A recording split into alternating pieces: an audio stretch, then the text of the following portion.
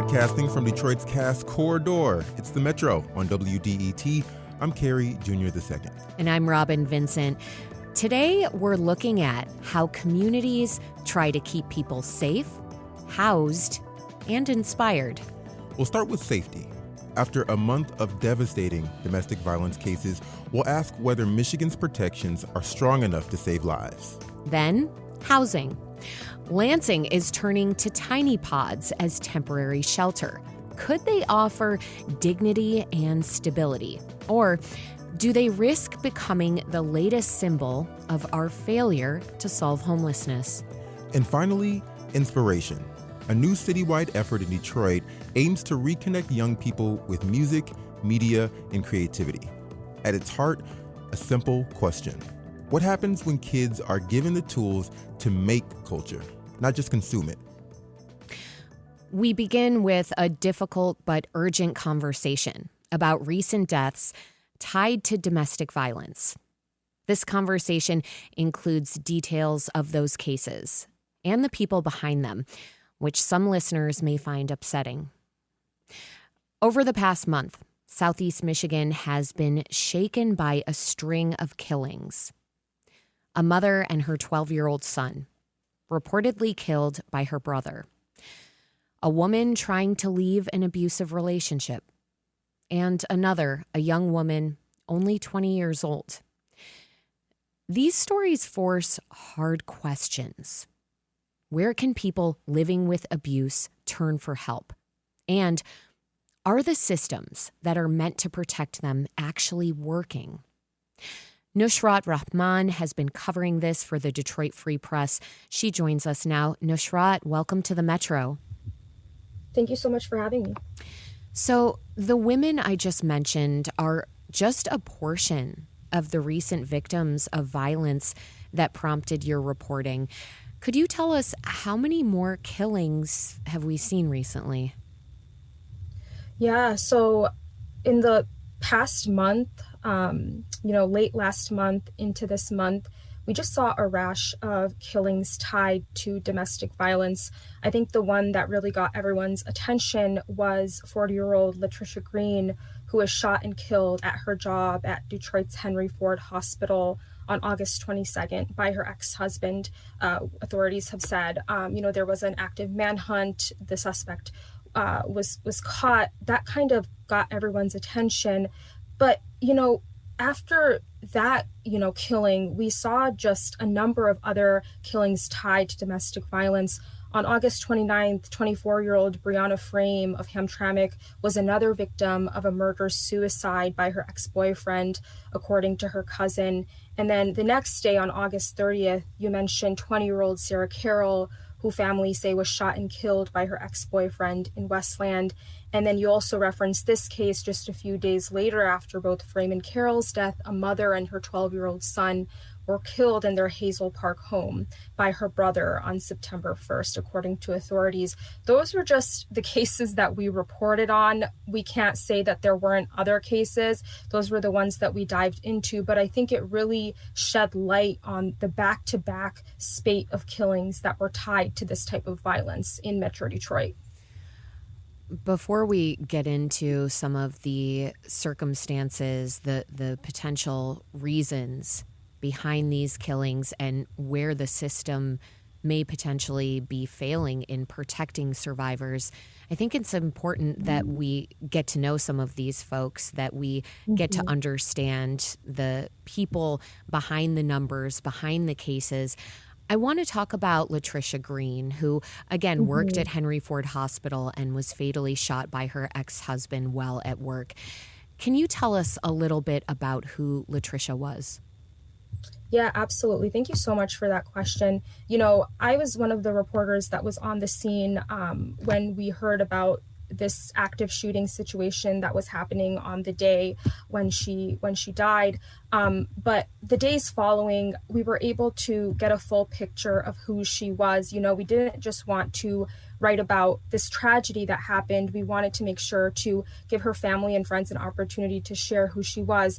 And so we ended up learning just that. We learned that as she approached her 40th birthday, Latricia Green she wanted to go into the next decade not scared and unhappy, right? She wanted to be happy. She wanted to live a fulfilled life.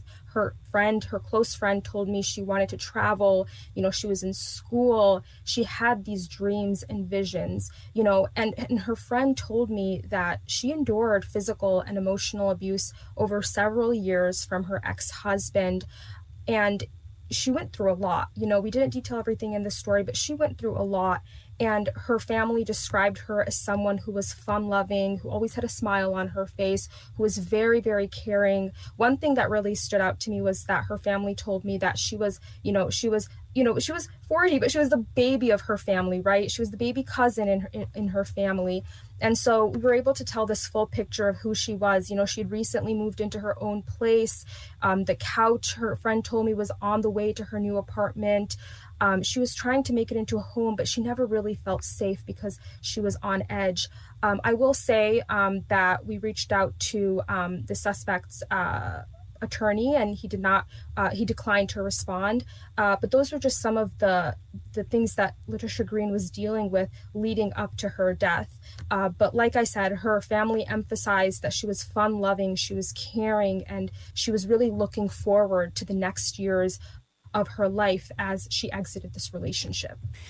Nusrat, I have to say, I heard the lightness in your voice when I asked the question about who Latricia was. I wonder why it's important to you as a journalist to really humanize these cases and these problems that you report on. Yeah, thank you so much. I think especially when we're reporting on something this heavy, it can be easy for journalists to write about the tragedy. And that's because of a number of factors. We might not have enough staff.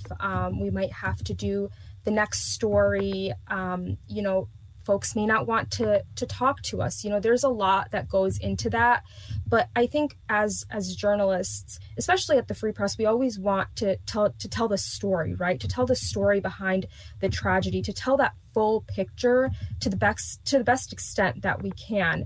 And so I think in this instant, we did the day one story, which was the breaking news, just highlighting everything that was happening on the scene. We did the day after story, which was kind of like unpacking what happened.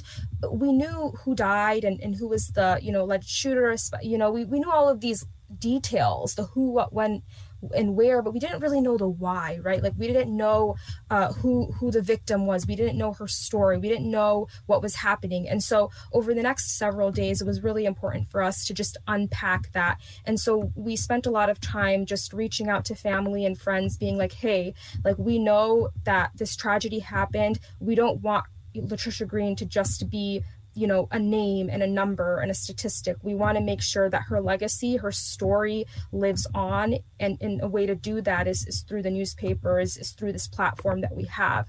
And so we were able to do that. And hopefully we can do that for every other story. But it was really important for us to be able to highlight her story, right? Yeah. Through the people that loved her the most. Yeah, it's storytelling with a purpose. It's your way of honoring a life that's been lost. I do want to now try and answer some of the questions that have lingered. I'm wondering about the nature of Latricia Green's relationship with her ex-husband in the final months of her life. Yeah, absolutely. So, through our reporting, and this reporting was done, I will say, with several of my colleagues. It wasn't just me who was working on this. In Latricia Green's case, her ex-husband, we found, faced allegations of violence from several women dating back to 2001, including convictions of aggravated stalking and arson.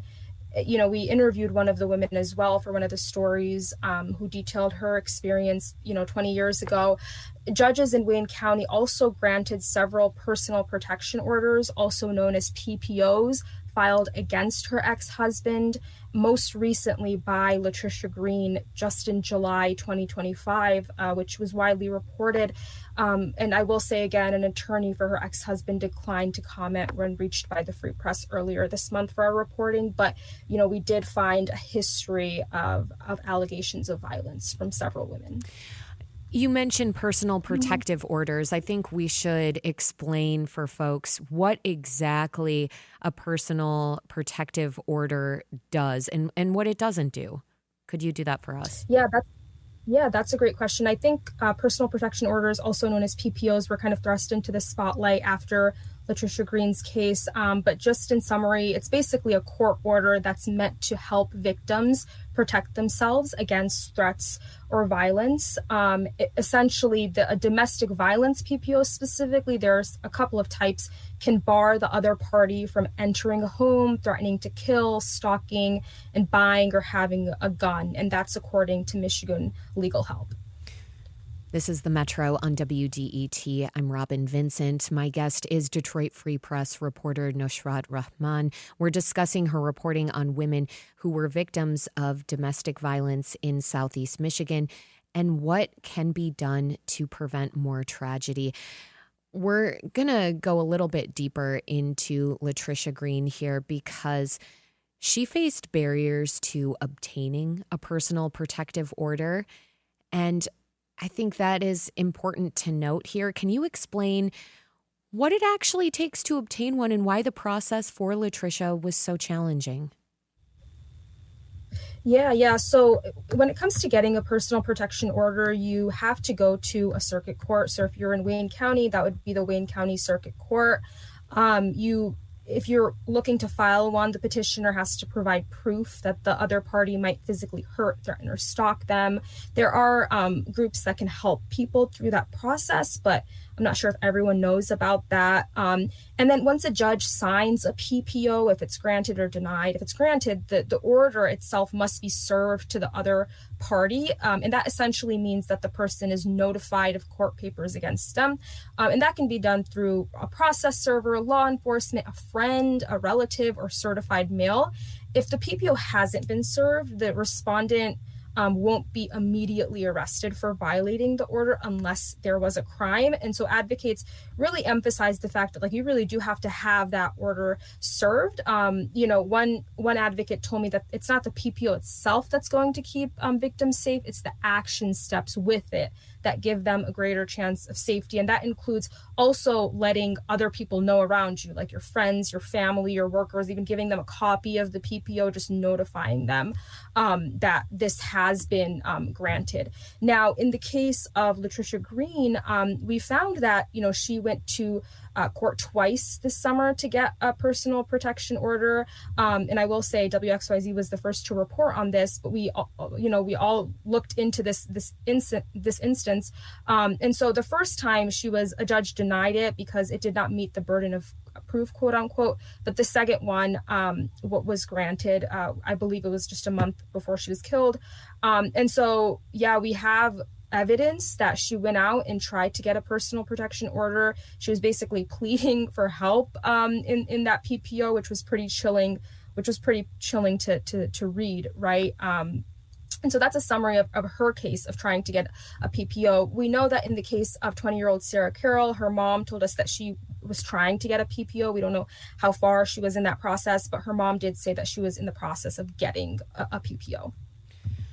But it really hinges on a person's ability to interact with and push through the system, it sounds like, to get a PPO. And then it also hinges on a judge making a final call. Absolutely. I mean, there are a number of barriers that can stand in the way. One of them is just, trying to get the help in the first place. I mean, there can be a lot of barriers standing in the way.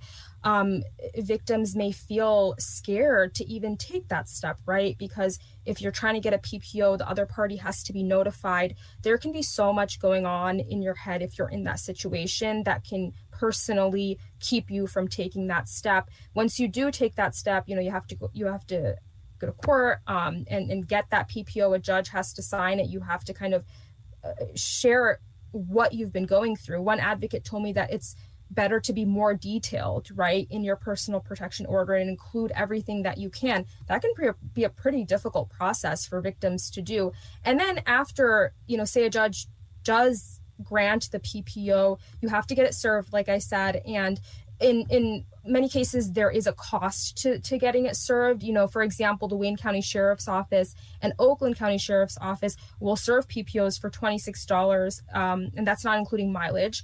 And then the Macomb County Sheriff's Office does serve PPOs as well. They're professional process servers. So there are ways to get it served, but in many instances, there is a cost. So there is that cost barrier as well. Nusrat, at the root of this problem is the prevalence of firearms. I mean, in Michigan in 2022, 58% of domestic violence related homicides involved firearms. I'm wondering if the advocates you spoke with were talking about that, if they were pointing to the fact that women who live in homes where there are firearms are much more likely to die by those firearms. Yeah, one of the things that advocates told us against domestic violence is that there are systemic failures that have allowed a growing number of domestic violence related homicides, and they pointed specifically to guns and strangulation. So that was something that did come up. We actually did talk to one of my colleagues talked to Wayne County Court Chief Judge Patricia Perez-Frossard, and she mentioned something called an extreme risk protection order, also known as the red flag law, which was enacted in February 2024, which essentially allowed police to remove guns from the home of an abuser. So the theme of guns did come up in our reporting around this issue. Nusrat, we seem to be having some issues with our connection here, so we're going to leave it there. I want to thank you so much for your reporting. Nusrat Rahman is a reporter for the Detroit Free Press.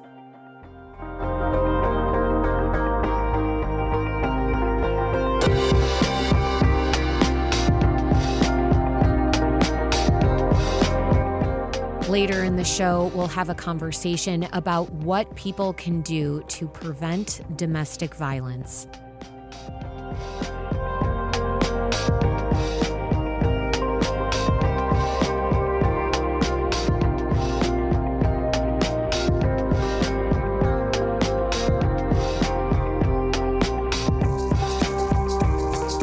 It's the Metro on WDET.